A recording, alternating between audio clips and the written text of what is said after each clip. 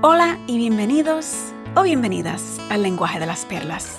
Mi nombre es Deborah Gambrell y en el episodio de hoy, Jesús usa esta expresión para indicar que la persecución de Saulo contra los cristianos era autodestructiva. Sugiere que Saulo estaba resistiendo la voluntad de Dios, lo cual solo le causaba más dolor y sufrimiento. Como Saulo, Dios me estaba diciendo que yo le estaba resistiendo y al resistir, su voluntad estaba causando más dolor y sufrimiento a mí misma. Encuentros en lo ordinario. Es curioso para mí darme cuenta de que Dios nos encuentra donde estamos, incluso en lo más cotidiano, lo ordinario de la vida diaria. Muchas veces Él me encuentra mientras estoy doblando ropa, limpiando o cocinando.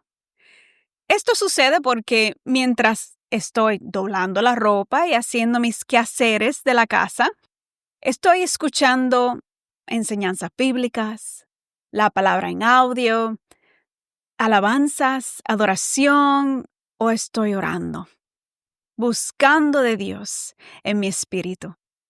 Como mi corazón ya está disponible, sintonizado a su palabra, estoy buscando su presencia en mi vida. Supongo que me encuentro un poco más abierta para que Él me interrumpa el doblar de la ropa y me hable. Hay una historia bíblica donde Dios se manifiesta de una manera en la que usa, podemos llamarlo, lavandería, ropa sucia, para expresar una verdad espiritual. En una cuarta visión, ropas limpias para el sumo sacerdote. Entonces el ángel me mostró a Jesús, el sumo sacerdote, que estaba de pie ante el ángel del Señor. El acusador, Satanás, estaba allí, a la derecha del ángel, y presentaba acusaciones contra Jesús.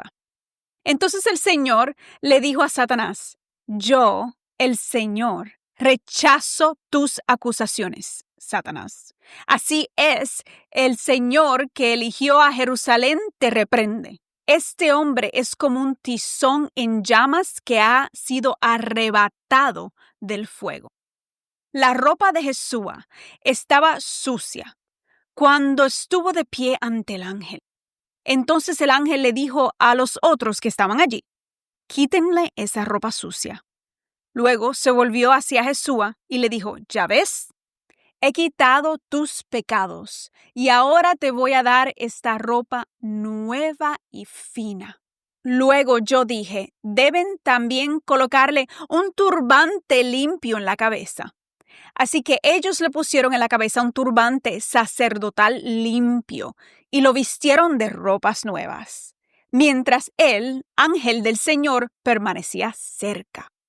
Entonces el ángel del Señor habló solemnemente a Jesús y le dijo: el Señor de los ejércitos celestiales dice: si tú sigues mis caminos y me sirves con cuidado, recibirás autoridad sobre mi templo y sus atrios. Permitiré que camines entre los otros que están aquí. Zacarías 3, versos 1 al 7.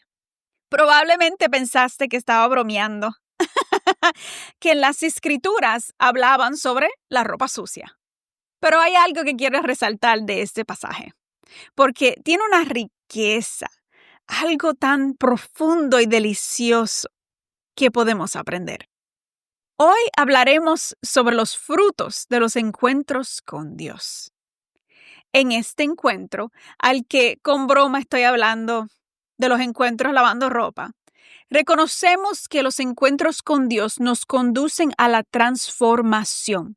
Nos sacan de la condenación, del pecado y del quebrantamiento injusto y nos llevan a la justicia, al pensar correctamente, a una mente sana, a la sanidad, a la liberación y la restauración. Por supuesto, vemos que Satanás hace lo que siempre hace. le encanta acusar al pueblo de Dios.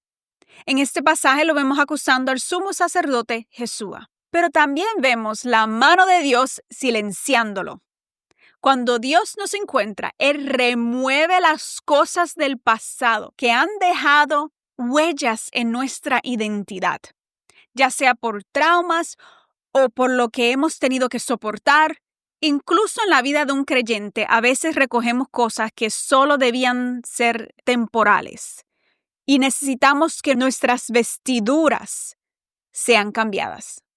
Las viejas ropas manchadas por el pasado deben ser quitadas para que podamos vestir con ropas espléndidas, ropas de victoria, ropas de fiesta. Estas son las vestiduras dignas de quienes han sido vencedores y siguen avanzando en el llamado de Dios, sin importar lo que haya sucedido en el pasado. ¡Aleluya! Después de este encuentro bíblico, vemos instrucciones específicas tras la transformación. Después de que lo viejo ha sido quitado, debemos permanecer en obediencia. Toda nuestra vida debe ser centrada en lo que Dios ha dicho y en sus caminos, para no volver a caer en la esclavitud del pasado, regresar a esos trapos sucios, cuando hemos sido llamados a vivir como realeza. Hace años atrás, en un tiempo de oración con el Señor, muy probablemente sentada en la cama, doblando ropa y hablando con Dios, tuve un encuentro con Él. Escuché claramente su voz en mi espíritu que me decía: ¿por qué das coces contra el aguijón? ¿Qué, Señor? ¿Por qué das cosas contra el aguijón? Las palabras me sonaban familiares, pero no sabía exactamente de dónde venían ni qué significaban. Así que las busqué en la palabra, en la Biblia. La frase ¿por qué das cosas contra el aguijón? Aparece en Hechos 26, versículo 14, cuando el apóstol Pablo relata su encuentro con Jesús ante las autoridades romanas. Cerca del mediodía, Su Majestad, mientras iba de camino, una luz del cielo más intensa que el sol brilló sobre mí y mis compañeros. Todos caímos al suelo y escuché una voz que me decía en arameo: Saulo, Saulo, ¿por qué me persigues? Es inútil que luches contra mi voluntad. Hechos 26, del 13 al 14. El texto original menciona dar coces contra el aguijón. Lo encuentras en versiones como la Biblia de las Américas, que lo menciona así. Lo cual, si somos honestos, suena raro. Un aguijón o una vara de bueyes. Es una vara puntiaguda que los agricultores usaban para dirigir a los animales, como los bueyes, en la dirección deseada. Dar coces contra el aguijón simboliza resistir la guía o la corrección de Dios. Jesús usa esta expresión para indicar que la persecución de Saulo contra los cristianos era autodestructiva. Sugiere que Saulo estaba resistiendo la voluntad de Dios, lo cual solo le causaba más dolor y sufrimiento.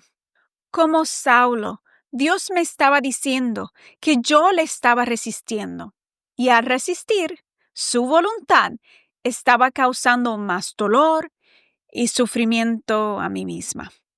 Al entender esto, pasé una temporada orando para que Dios me mostrara en qué áreas lo estaba resistiendo. Pensaba que ya me había rendido completamente, que le había entregado toda mi vida, pero estaba por descubrir que había una parte que aún no la había entregado completamente. En años atrás, el Señor me había pedido dejar a mi familia de origen y que fuera a donde Él me iba a mostrar. Algo similar a las instrucciones que Dios le dio a Abraham en Génesis 12, verso 1. Yo deseché esa instrucción porque no quería dejar atrás a mi familia. Y cuando digo mi familia, nuevamente me refiero a la familia de origen, no a mi esposo o a mis hijos. La obediencia cuesta algo, pero la recompensa de la obediencia siempre supera cualquier cosa que tengamos que dejar o sacrificar. Finalmente dejé atrás a mi familia de origen y fui junto a mi esposo y mis hijos a donde Dios nos mostró, para seguirle plenamente. Eso es todo un testimonio en sí, pero el punto que quiero resaltar aquí es que Dios te encuentra para mostrarte las áreas en las que quizás aún no estás siendo completamente obediente, si se lo permites. Tuve que arrepentirme por no haber rendido por completo mi familia a Dios y por no haberle permitido ordenar mis pasos. Había priorizado a las personas en vez de la voz de Dios. Mi familia de origen se había convertido en un ídolo para mí. Su aprobación significaba más para mí que las palabras de Dios. Sin embargo, Jesús hizo lo contrario. Él priorizó las instrucciones de su Padre Celestial sobre todo. En el capítulo 12 de Mateo vemos que Jesús sana a un hombre en un sábado, algo que los religiosos no querían que se hiciera. Y entonces comienzan a conspirar contra él. También Jesús lee la profecía de Isaías, donde Dios dice que su siervo escogido será aquel en quien él se deleita y que su espíritu estará sobre él para proclamar justicia a las naciones. Después de esas palabras proféticas, vemos que Jesús también fue acusado, al igual que el sumo sacerdote Jesús. Fue acusado por Satanás, por medio de las personas. Lo acusaron de ser príncipe de los demonios, porque estaba expulsando demonios. Jesús los reprendió y explicó que solo un árbol bueno da buen fruto. Y afirmó que él es mayor que Salomón y mayor que Jonás. Jesús no solo tenía la palabra del Señor como Jonás o la sabiduría del Señor como Salomón, sino que Jesús es el Señor Dios. Palabras fuertes para todo religioso del día. Jesús continuó, advirtiendo que quienes lo rechazan y no se llenan de él, terminan peor que antes, porque se niegan a creer. Y como estaba diciendo cosas muy radicales, muy diferentes, su familia vino a buscarlo. ¿Qué haces, Jesús? Mientras Jesús hablaba a la multitud, su madre y sus hermanos estaban afuera, no adentro, afuera, y pedían hablar con él. Alguien le dijo a Jesús, tu madre y tus hermanos están parados afuera y desean hablar contigo. Jesús preguntó, ¿quién es mi madre? ¿Quiénes son mis hermanos? Luego señaló a sus discípulos y dijo, miren, estos son mi madre y mis hermanos, pues todo el que hace la voluntad de mi Padre, que está en el cielo, es mi hermano y mi hermana y mi madre. Mateos 12, versículos 46 al 50. Jesús no detuvo el propósito de su llamado, solo porque su familia quería hablar con él después de las acusaciones. No tenía tiempo para defenderse ni para complacer a otros.